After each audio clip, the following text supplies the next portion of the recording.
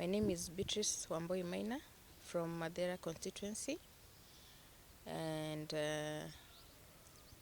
I am an advocate of the High Court of Kenya with 6 years post-admission experience. I'm also a professional mediator. I've also done a master's in diplomacy and international relations and also a diploma in criminology. I have a law firm in Nairobi. That is where I practice. In regard to the issue of infighting between the deputy governors and governor, my take is that when you are a deputy governor, you are like a personal or principal assistant to the governor.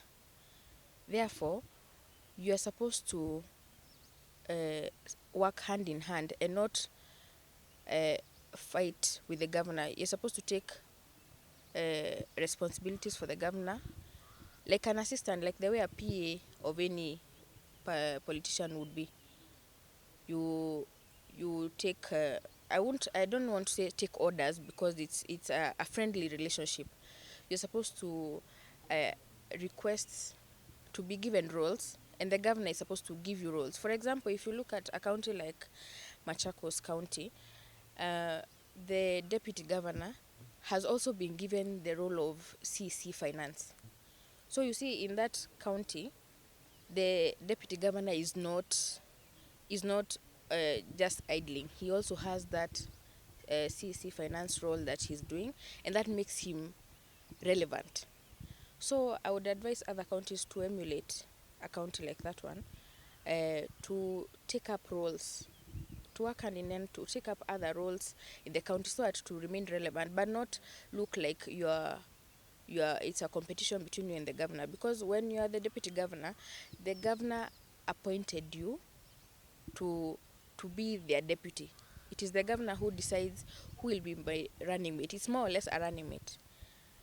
So I think the issue comes in, there's no loophole or kind of, it's not that the law is not clear. The issue is that when they get there, you want to compete, which should not be the case. You should be a principal assistant, just like a personal assistant. Therefore, it is like in a marriage, the husband is the head and the wife is the neck. And anytime the wife wants to be the head and the man is also the head, there has to be collision.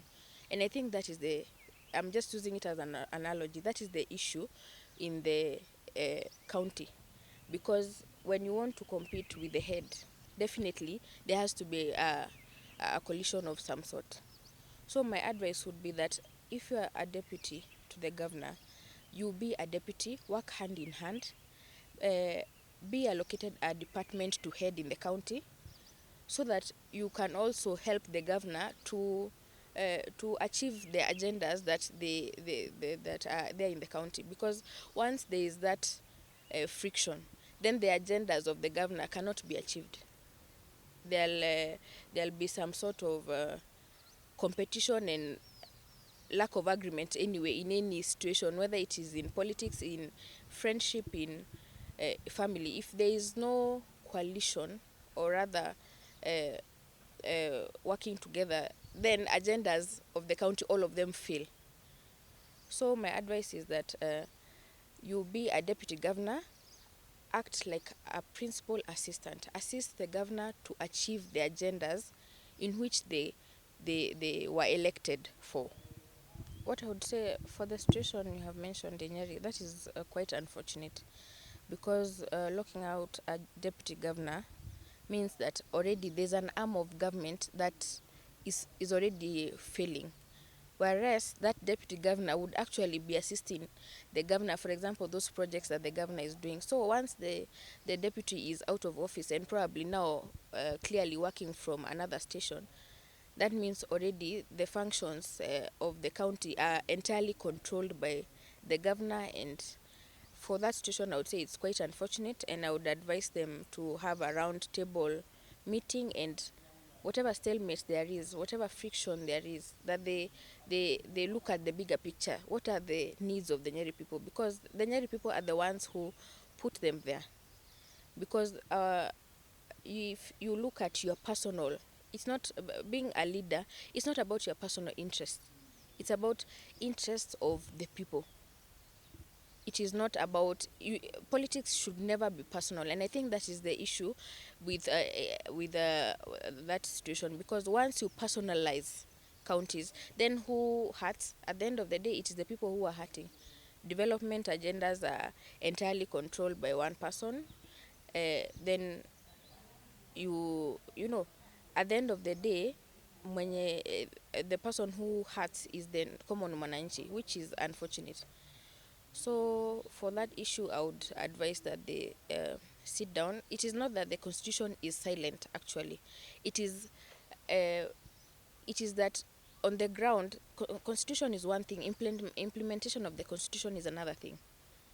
The constitution or even the BBI are not. It's not that they have not mentioned the rules are clearly stipulated. It is that implementation on the ground has been the problem. And on the ground, it is clear that the deputy governor, as I had said before, is a principal assistant to the governor. And the name itself is very elaborate. From the name, you can tell that a principal assistant is an assistant to the governor. What does that mean? It is someone who assists the governor where the governor feels that they need support, because of course the position of governor is quite weighty. It's not easy to manage all those dockets, all those projects, everything. So the issue is not that the law is silent, the issue is implementation by the people who are in those positions. For the stalemate in the Senate, Article 10 of the Constitution is very clear. Article 10 speaks on equality and equity. We should look in allocation of revenue and resources. We should look at the areas that are densely populated, because we cannot allocate resources where a number of people are 1,000, the same to people who are 500. So my advice is that they should consider the densely populated areas to be allocated more resources by virtue of the fact that those people are many, and therefore resources naturally should be allocated more. Also, they should strike a balance with the areas that are not well populated. The areas that are not well developed. For example, the remote areas. So that issue, it's about striking a balance. Which areas have many people? Which areas are densely populated? Vis-a-vis which areas are not well developed? Which areas lack facilities, infrastructure like roads, infrastructure like water, infrastructure like electricity?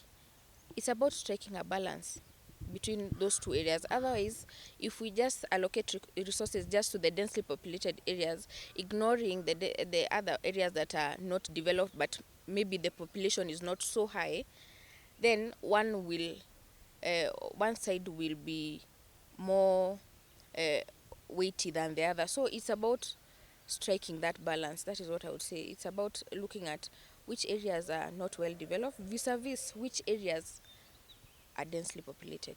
The constitution talks of the equalization fund. So the options in the constitution are that that fund should actually now be allocated equally in all counties, considering not considering the areas that I had said before, that some areas, fine, they don't have a very high population, the population is scarce, but they don't have roads, they don't have water, they don't have electricity, they don't have schools. So my take is that the equalization fund that has been mentioned in the constitution should be implemented to the letter. And that is, in fact, that stalemate is just outrightly solved in the constitution. It's just that people are not looking at what is provided in the constitution. I think people should, like I had said, it's not about your personal interest. It's about the interest of the people who put you in those positions. So interest of the people first.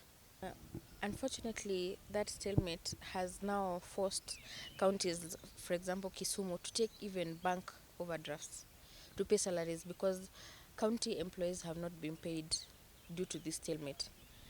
And the constitution provides that the Senate is the one that allocates revenue, and a solution must be found. So my take is that the parties in the Senate need to put their heads together and look at the stalemate that is currently there. How is it affecting people? Now counties will shut down. What does that mean? Once a county shuts down, the whole system shuts down. There is no revenue for the county employees. There is no development. So the solution still lies at the Senate. That is where the solution lies entirely, and it is the Senate to decide. Uh, at the end of the day, to put their own personal interest and to also put political interest aside, because if you put personal interest in revenue allocation and personal interest, then there'll never be an agreement. So once parties sober up and look at the interest of the people again, at the end of the day, it boils down to the interest of the people. Just that initially, even when you sit down in any sort of conflict, at the end of the day, parties cool down, and I know they will cool down. And it is I urge them to cool down because the common mananchi on the ground is hurting. There's no money. What does that mean? If there's no money, then everything stops. These are people who are depending on that money, on those resources, on those projects. Projects are at a standstill as it is because there's no money to pay suppliers, there's no money to pay all those development contractors.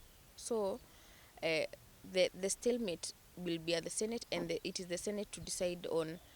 Let us calm down and put all our interests, personal and political interests aside.